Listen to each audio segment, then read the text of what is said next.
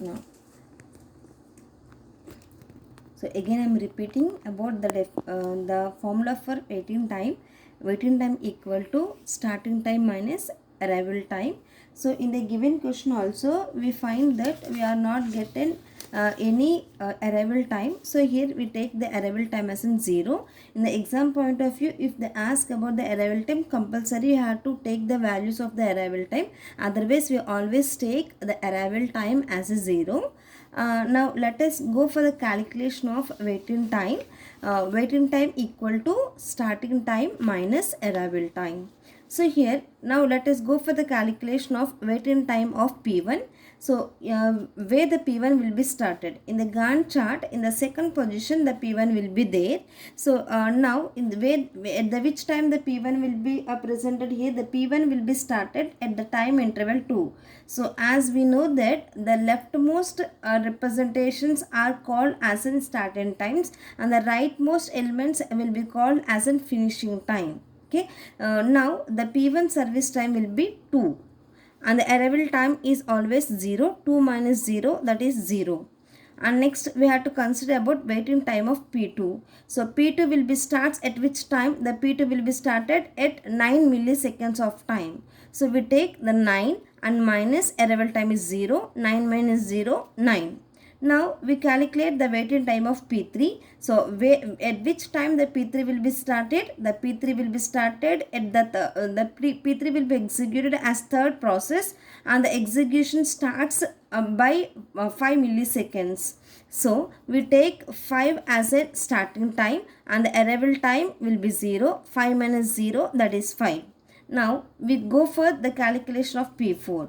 So among the 4 process, the P4 will be started initially. The first process execution will be P4. So the P4 will be started at the initial process. So we are taken the P4 starting time as a 0. So 0 and the arrival time will be 0, 0. Okay, 0 minus 0, 0. So now we have to calculate the average of all the 4 process, that is 2 plus 9 plus 5 plus 0 by 4 process we are having. So 9 plus 4, that is 14. 14 plus 2, that is 16. So average service time, average waiting time is 16 by 4, that is 4 milliseconds. Okay, so this is waiting time. Now we coming to the calculation of turnaround time. As we know that the turnaround time formula is burst time plus waiting time. So we know that the burst time is also called as a service time. In the given question, they may ask about the service time. So we are considering the turnaround time equal to service time plus waiting time. We know all the values of waiting time. The waiting time values are 2, 9, 5, and we have the service time values also. The service time values is 3, 6, 4, 2. Let us go for the calculation of turnaround time in the numerical values. Okay. So now we have to calculate turnaround time of P1. So for the turnaround time of P1, as we know, the formula is burst time plus waiting time. So given P1 burst time is 3 and we have the waiting time of P1.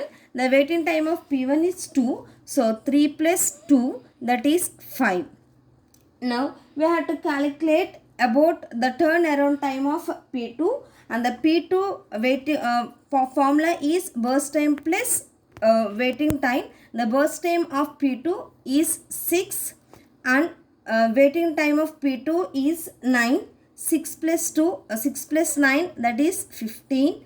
And now we have to calculate the turnaround time of P3, and the P3 service time is 4 and P3 waiting time is 5. So 4 plus 5, that is 9. And now we calculate turnaround time of P4, and P4 service time is 2 and the P4 waiting time is 0. That is 2 plus 0, 2. Now we have to calculate the average turnaround time. So the average turnaround time is 5 plus 15 plus 9 plus 2 by 4. 5 plus 15, that is 20. 20 plus 9, that is 29. 29 plus 2, what the value is 31. So 31 by 4, and the average of 31 by 4 is for the it will be first time cancelled by 7 and 7.75. This is the value of average turnaround time. Okay, I'm repeating this one. Turnaround time formula is service time plus waiting time. These are the waiting times and these are the service times. By adding we get these values, and by adding we get the average, that is 31 by 4. The average of 31 by 4 is 7.75. Okay, so finally we coming from the for the table. So this is the table representation. So among the table representation, the burst times of all the process will be 3, 6, 4 and next one is 2. And what we get the values of all the service times is, so waiting time values are 2, 9, 5 and 0, and turnaround time values are 5, 15, 9 and next one 2, and average waiting time is 4. Average turnaround time is 7.75. So this is about shortest job first algorithm. Okay, so once again I am showing the entire problem. Just watch this problem. So these are the process, service time, and this is the Gantt chart. So first we are executing P4, then P1, P3, P2. This is only given by using the which process having less service time. Okay, now we are calculating waiting time. We know the waiting time formula is starting time minus arrival time. In the given question, they didn't give the arrival time, so we are taking the arrival time as 0. So the starting time is, left elements are starting times. These are the waiting time calculation. These values will be coming from a Gantt chart, and this is average.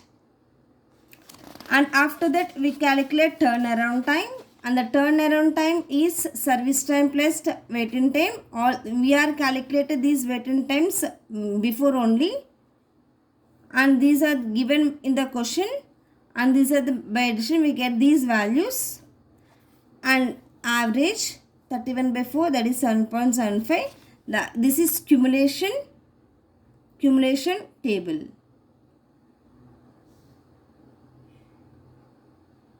Okay, just dear students, you may get confused in the waiting time only.